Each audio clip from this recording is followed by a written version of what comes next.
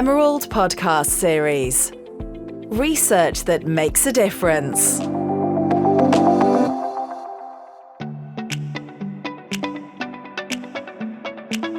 Welcome to the first episode of a brand new collaborative podcast miniseries between Emerald Publishing and the Jacobs Foundation.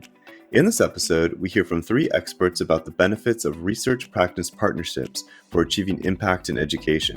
Research-practice partnerships, RPPs, are structured collaborations between practitioners, so the agencies with responsibility for delivering education, such as schools and the bodies governing and administering them, and those researching in the fields of education, such as universities, research institutions, or other groups that conduct research.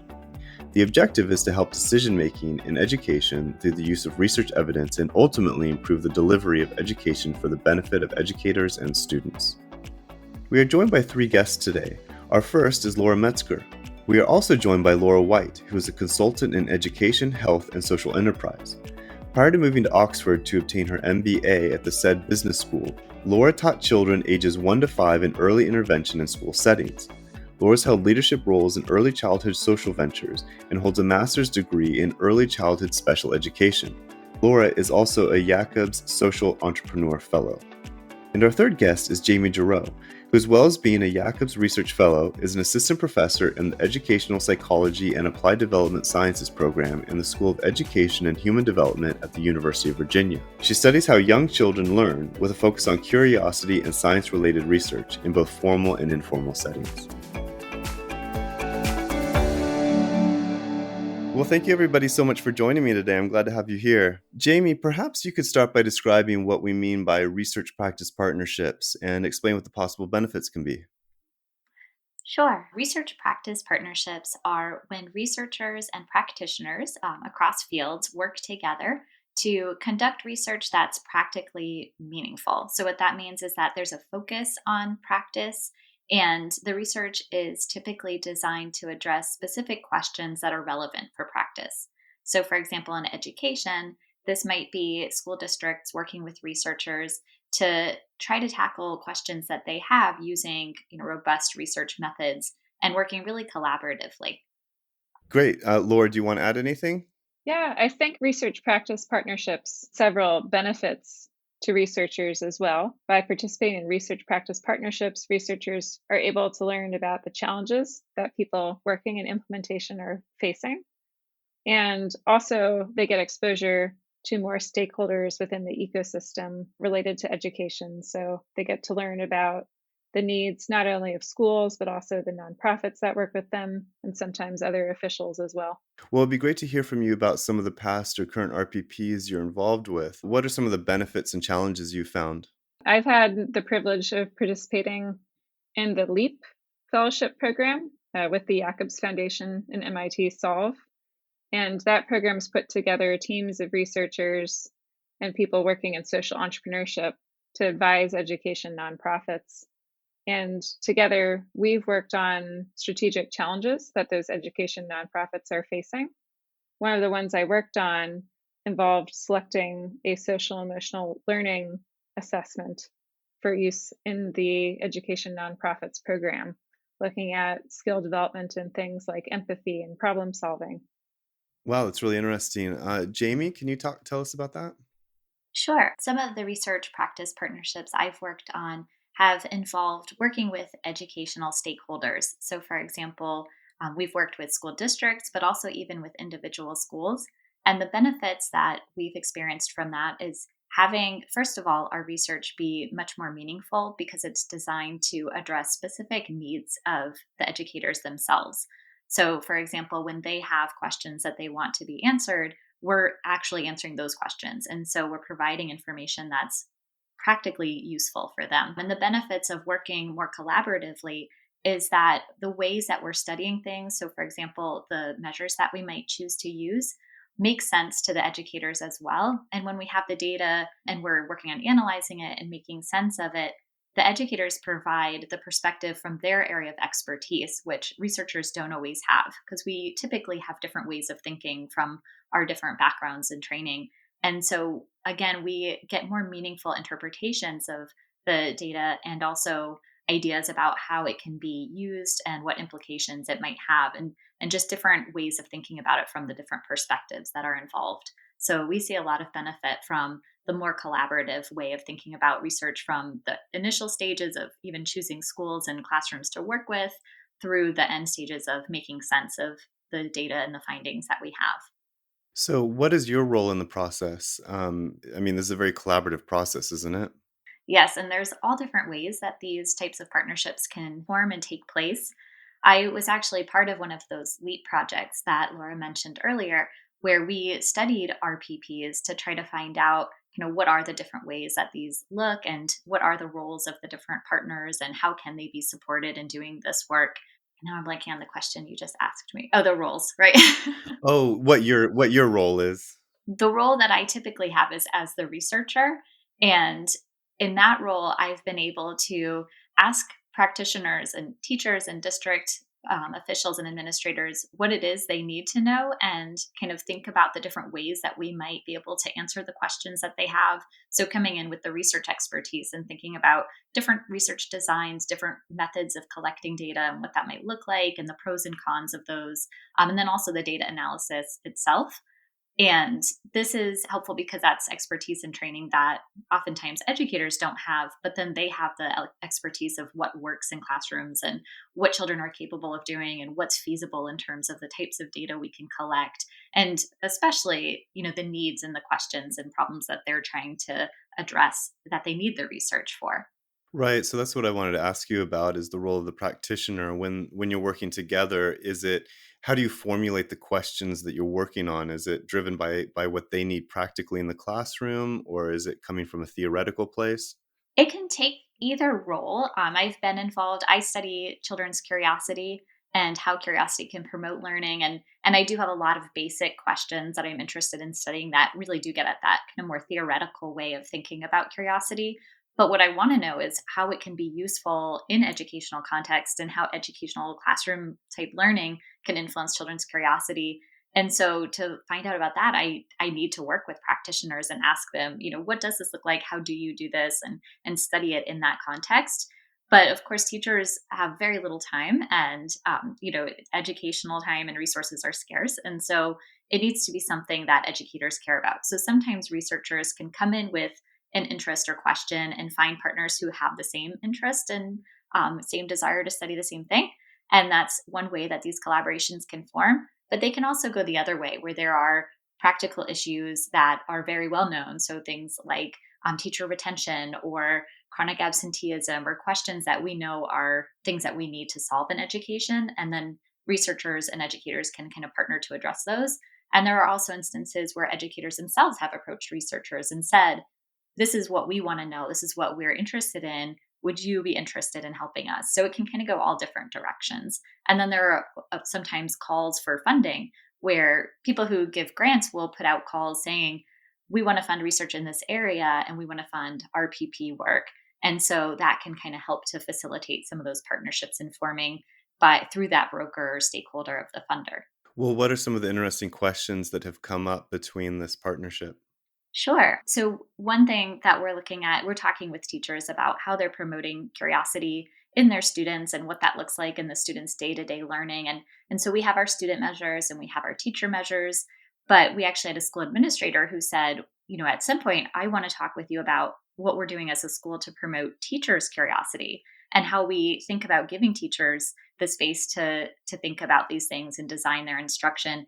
And I don't think we would have thought to even consider the kind of school level supports or to do that level of interview without the administrator saying, this is something that we're actually doing that we think matters in this context. And so we would have missed out on that important piece of information and learning from the school in that way, which might end up being really beneficial for us thinking long term about how to apply these findings beyond the type of school model that we're studying right now. So I think that's a great example of where the practitioner kind of providing us with that idea has really made our research richer and stronger in terms of the impact that it might make. Laura White, do you think you could tell us about some of your experiences working in the classroom, working with practitioners? So, for the LEAP projects that I've been a part of, we've focused on supporting leaders at education nonprofits, working with schools to improve learning. And in these cases, we've really looked at how bringing a research perspective can build the evidence base for the work that those education nonprofits are trying to do. So in one case, we got to work with a nonprofit hoping to create a social emotional learning assessment for use in their technology. So that involved working with them and also the partner schools that they worked with to understand what does social and emotional learning mean to them? What skills are the most important to focus on within a really broad domain? What skills did they think that they would really be able to help improve and target through the theory of change behind the programming that they use? Then we worked together to research evidence-based tools and worked with the partners to create a set of criteria to evaluate those tools against. And then ultimately the researchers and then the other folks with a social entrepreneurship background working on that team made a recommendation to the team and then helped them create a plan for piloting that tool in practice. Are your partnerships local to you, or can they be from a distance? Yeah, so the interesting thing about how we work together on these LEAP partnerships, they've involved researchers and social entrepreneurship professionals from around the world. So it's been a global team of people that have been brought together to work with an education nonprofit that might be based in a place that's different from where we are. But that global team has actually been a really great way to bring different perspectives to bear. And then what do you do with your findings afterward? Do you present a report to your practitioner? Do you work through publications and put articles out? We do. We present a final report and set of deliverables to the education organization that we work with. And they then are able to use that deliverable in practice. For example, in one project it involved preparing or selecting an assessment that they could use to evaluate social emotional learning that they went out and then got to pilot with students that they work with. In another case, we're preparing a impact evaluation plan that the partners will then be able to actually use to evaluate their program. Jamie, what sort of practical outcomes do you have that you could maybe tell us about in terms of the end result? One of the challenges with doing RPP work is that the timeline and process is typically different for researchers and practitioners. So, for example, educators often have questions or issues that they're trying to solve in the more immediate sense, and researchers often take a lot of time to analyze and then publish and disseminate their results. So that's one of the challenges that I think RPPs have to overcome is just identifying the different goals and timelines and finding ways of meeting both of the different types of goals that are required. So we're often, hesitant before we do full data analysis to make any kind of conclusions or implications. But our partners do want to know, more immediately, what are we finding and what do the data look like and what can we learn and draw from that? So a lot of projects will do things like providing quarterly reports or, at the end of each year, providing kind of a summary of more descriptive, like here's what we're seeing and here's kind of the basic level patterns that we're identifying, and sometimes more qualitative work and involving practitioners in the process of data analysis and interpretation and dissemination can help to kind of give back that information in a more timely way instead of having to wait, a year or more sometimes for research journal articles to be published. And then there are also different methods of disseminating the information in ways that are better able to reach the different audiences that you might want to share the information with. So, for example, we always do presentations and written reports for our school partners.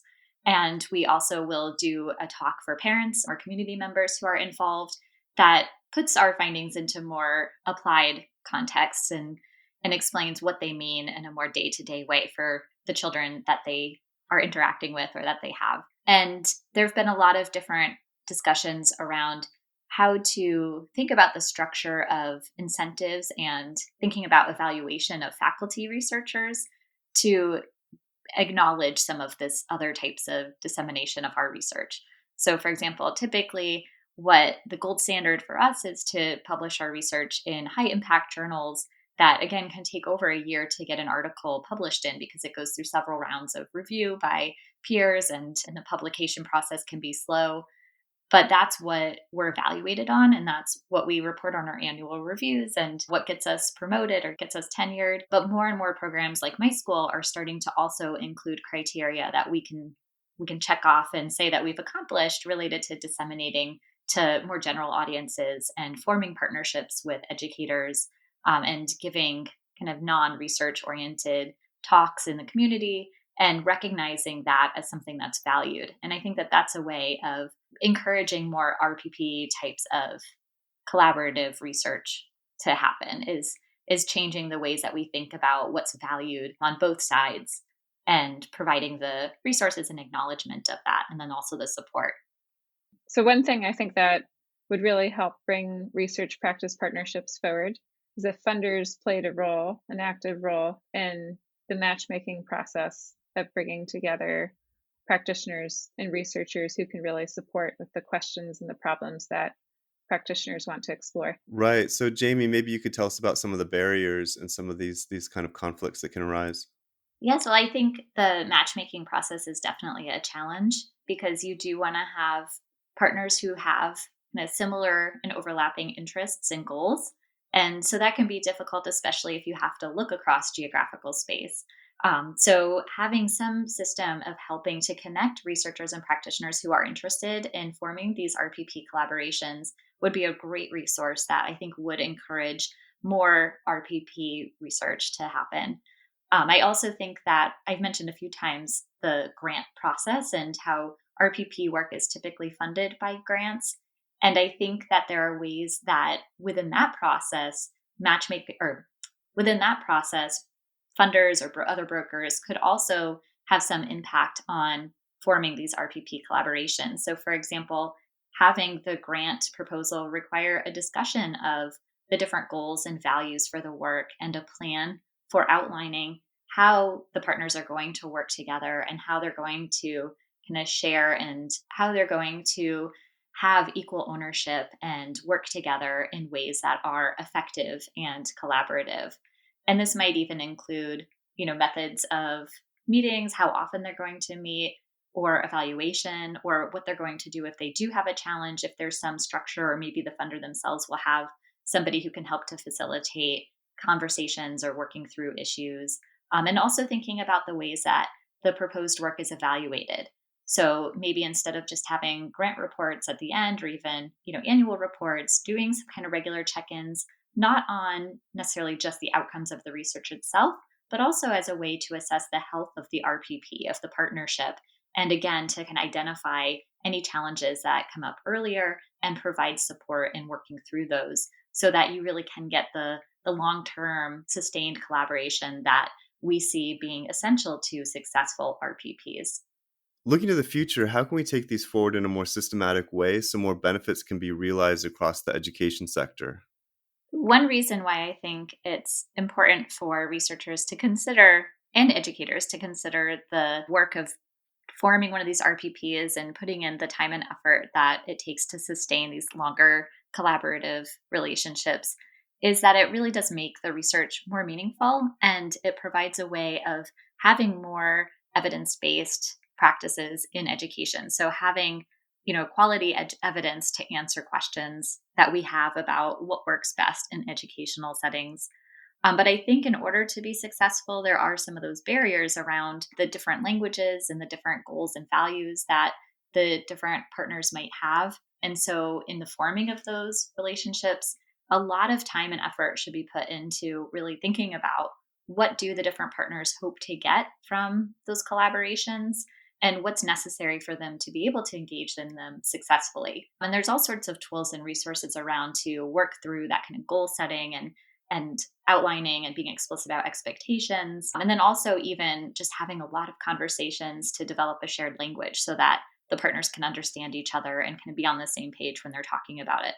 And it is a lot of work, but I think that the benefits are really that the work is more impactful for everybody. So both sides are getting a lot of value out of it. And that value is overlapping, but also has kind of unique pieces for the different partners to advance, again, evidence-based practice and answering the questions and needs that educators have, while also helping the researcher to advance their understanding of their area of interest and to move science forward in that way. Another potential challenge for RPP work is that the way that we typically fund this is through grants, and researchers are typically the ones who have the background in knowledge about how to write grants and have the time and resources needed to be able to put in a grant. So, for example, having grant administrators who can help to prepare those and handle the pre award and post award processes. And so much emphasis is placed on the researcher that it creates a type of power imbalance. And it's really hard to have a true collaboration where the partners are seen as equal and as providing kind of their equal types of expertise and value to the collaboration when it feels kind of one sided in that way of developing the grant and submitting it for funding. So that's one of the other challenges that is really hard to tackle, but can be done. And it's really important to find ways to address that and be intentional about making sure that partners have kind of an equal stake and equal authority in the partnership so that it really is truly a collaboration with equal partners. Laura White, would you like to add something? Yes, I think to help move research practice partnerships forward, it's great what we're doing here, just increasing awareness of the concept. And as more schools and education nonprofits become aware of research practice partnerships as an option, I think perhaps building on what Jamie said, it's really helpful for them to really think through the role that they would play and what they're really hoping to get out of research.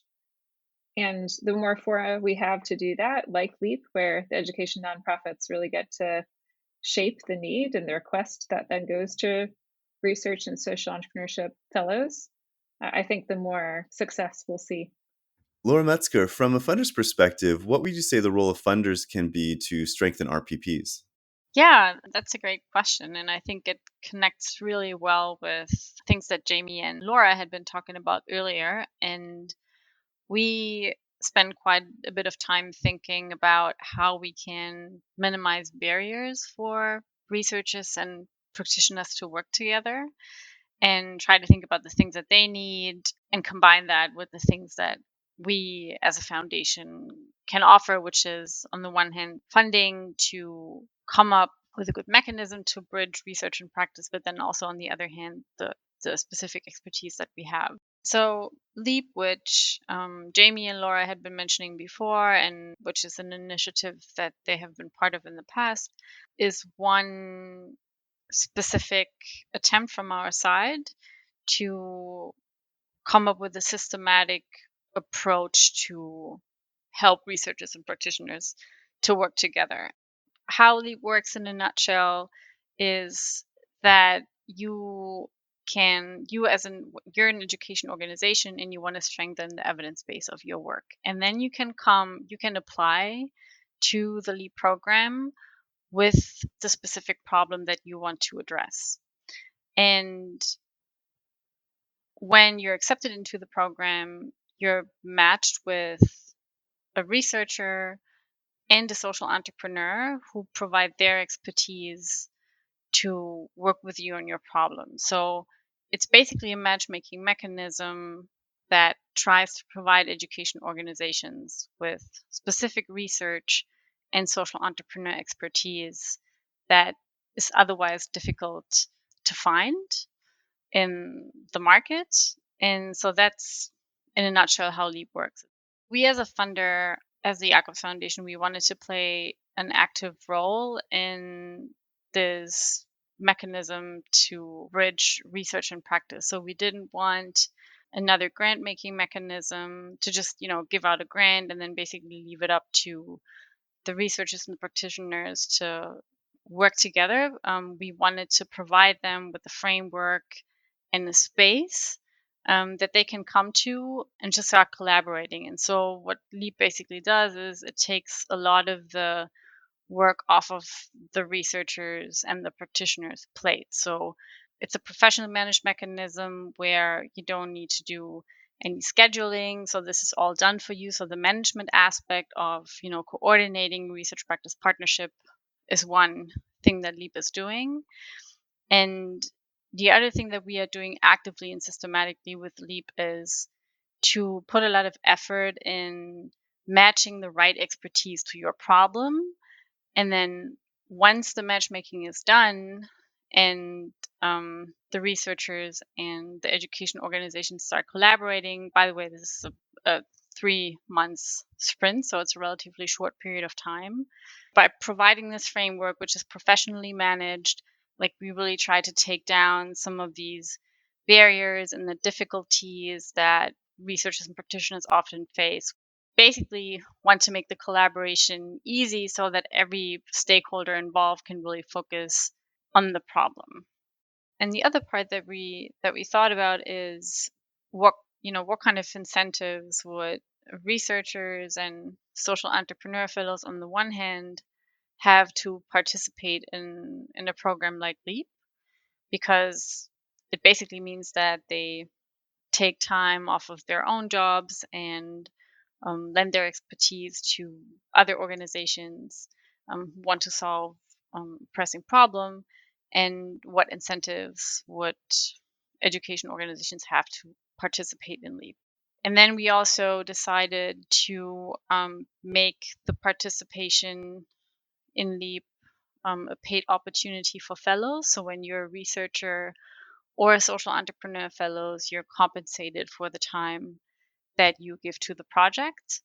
Um, and related to that is that we wanted to make sure that the amount of time that you actually spent on the project is integratable into your regular work week. So again, it's a 3 months time frame, and usually you work a day or a day and a half per week on the project. So manageable time frame, it's a paid opportunity. And then for the education organizations that are participating and who are basically coming in with their problem that they need support for, that to them we pay a stipend of 5,000 US dollars. So they can basically cover the costs of accommodating a 3 month project.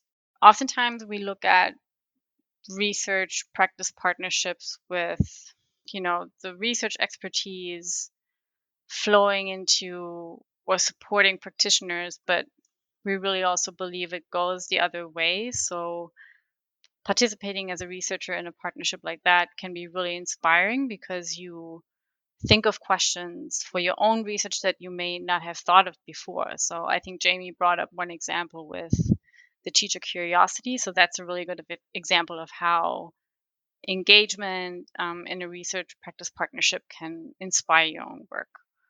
What gets me really excited about this particular project is that there's so much expertise and innovation in in policy and in the non-academic world, and there's so much innovation and awesome projects and research going on the research side. And there's, I think, oftentimes more overlap than people actually see. And one reason is that, you know, these two worlds sometimes just don't communicate.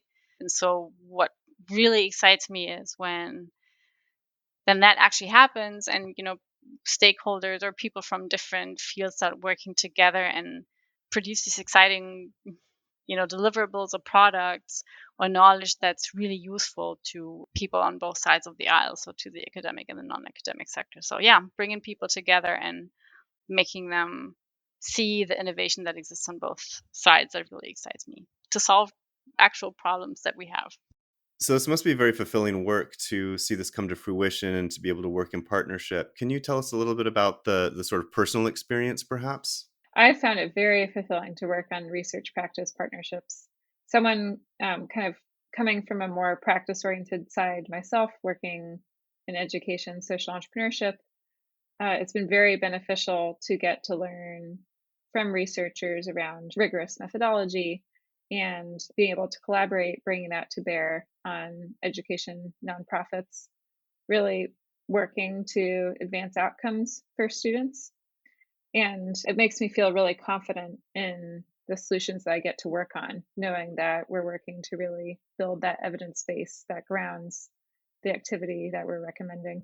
And from the researcher side, I can say that it's a lot more fulfilling to work on the ground with educators and see people who care about our research in a way that might actually make something change in the real world and not just be an article that maybe a few people read in a journal down the road. So I think that's a lot of the fulfillment that comes from RPP work for me is just knowing that people are aware of the research and the findings and might actually use it.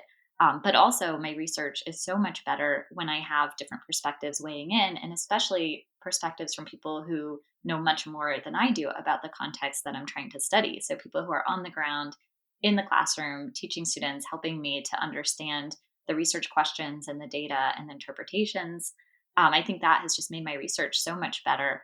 And and it also is so inspiring to see, people in the education field who want to make education as good as they can make it be and really kind of find the best way of supporting students in their learning.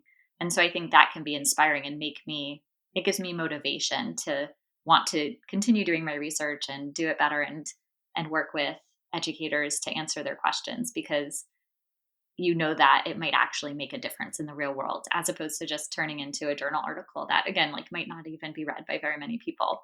So I think Hmm. that's a benefit that I found from doing these partnerships. But I think also, we're talking about the educators and the researchers, but even the broader community can have a role in RPP work, especially in education research, because when we're doing our research in schools, we can only study students in a lot of cases who have had consent from their parents to participate. So even, typical people who just have children who attend school can help us by providing consent and allowing their children and their children's classrooms to be included in this research process and to help us do the RPP work by being a partner in that way. Well, for anyone listening and wondering how they might be able to get involved, what would you suggest? I think being open to and making your openness, be communicating that you're open to your child's classroom or schools being included in research studies. I think sometimes teachers can feel like this is a task that parents might not be open to because there's already so much involved in your child going to school. And especially after the last couple of years and everything that's been happening with the pandemic and all of the disruption to education that children have experienced, I know right now, especially, is a time where parents are really concerned about what's happening in the classroom and about instructional time. And so, kind of making sure that educators know that you still do value this type of work and that you see the value in RPP research to improve education. And so being willing to allow that to take place at the in your child's classroom or in their school and encouraging that and showing that you value that. I think districts do try to listen to their parents as much as possible and to do what the community wants the district and the school board to do with the schools. And so just showing support for this type of work can really go a long way in helping the district to be more open to considering what types of research projects might be good fit and encouraging the RPP collaborations to happen. And finally, as we wrap up the discussion, what is next for you in terms of RPPs? For my next steps in terms of continuing work on research to practice partnerships, I'm continuing to be involved in further LEAP projects, working on another one right now, and just very excited to continue to work with researchers to improve the evidence base of the work that we're doing in education. Great, Jamie, what's up for you next? I have several projects that I'm working on that are all school based, where we're working with education on partners. A lot of them involve talking with teachers and learning about different ways that they're approaching their instructional practice. But the one that I'm most excited about is starting to develop new collaborations with districts who are interested in scaling up some of the work we've been doing with individual schools to look district level at how schools are working to promote students' curiosity and how that changes over time and character virtues more generally like creativity and open-mindedness and looking at how those can be developed through rich instruction in the classroom and how they can then contribute to children's more deeper and more meaningful learning in the classroom. And so finding the partners who are really excited about this work is what I'm engaged in right now. And thinking about what this is going to look like over the next few years is exciting for me. So that's my current focus of my research is developing collaborations around finding educators who are really excited to promote curiosity in their students. So, for researchers, how is it best that they might get involved in this? I think researchers often have these interesting questions that they're excited to explore with their research and are expecting that they'll be able to find educators who are just as excited and want to work with them. But again, if it feels kind of one-sided, it might not be as appealing to the educators themselves, or they might not see it as the best use of their time if it's not related to something specific that they're challenged with right now or some question that they're trying to answer in their own practice. So I think if researchers are interested in doing RPP work, first, I think the important question is just taking a step back and thinking about if the RPP model is the best fit for the specific research questions that the researcher might be hoping to answer. And if there is more openness, I think a good first step is to just be kind of open to seeking out what are the questions and challenges that the educators have, because the best RPPs are going to be more practice driven. They're going to come from the need in the real world for some information or for some answers to questions that we don't yet have. And so I think listening and seeking out kind of where is that need is going to be one of the better ways of finding a real RPP collaboration partner, because then the work is actually needed. And then once you're in that negotiating stage, trying to figure out whether an RPP is going to form and happen, I think it's really important for researchers, again, to acknowledge the kind of power dynamics when you're talking about grant funding or who's running the project, and really find ways of thinking about the partnership and making space for everybody's background and expertise to be represented in meaningful ways and to have meaningful impact on the research at all stages. So letting the educator's voice really have a primary role in forming that partnership, and acknowledging that all of the partners need to have equal ownership of not just the project, but even the data themselves and the research, and being able to use what is done and what's found for their practice, and not have it kind of be owned again by the researchers.